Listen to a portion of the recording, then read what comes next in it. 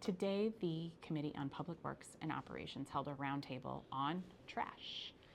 We called it Trash Talk because I like saying that, but really it was about missed collections in trash and recycling, it was about street sweeping, and it was about public litter cans. These are all topics that come up a lot during our oversight hearings, but recently we've heard a lot more about missed trash collections. So we were able to dive into this today with DPW and learn more about why it has gotten so bad lately. It turns out there have been some changes in operations that are going to take a little while to settle in, but ultimately should be better. For example, they are recalibrating all of the collections routes because right now some of them have thousands of households they're servicing and some have hundreds. You can imagine how when something gets messed up in a route that has thousands of households, it's going to impact more residents across the city. We also heard more about how they're approaching litter cans.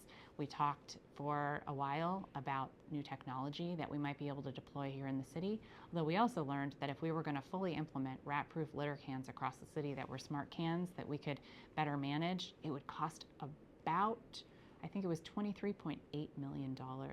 So we really do have to decide as a city how we want to prioritize resources, but I think that rats and trash are issues that come up enough and that impact people's lives that those investments might be worth it. I think these are things we're going to talk about more in the new year with performance oversight and when the budget comes to us.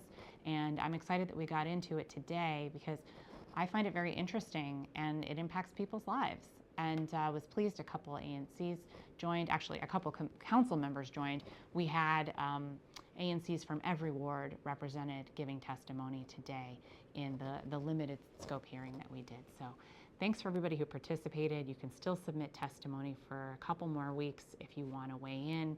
And I look forward to working together with my colleagues, with the ANCs and DPW in the new year to keep improving services for everybody.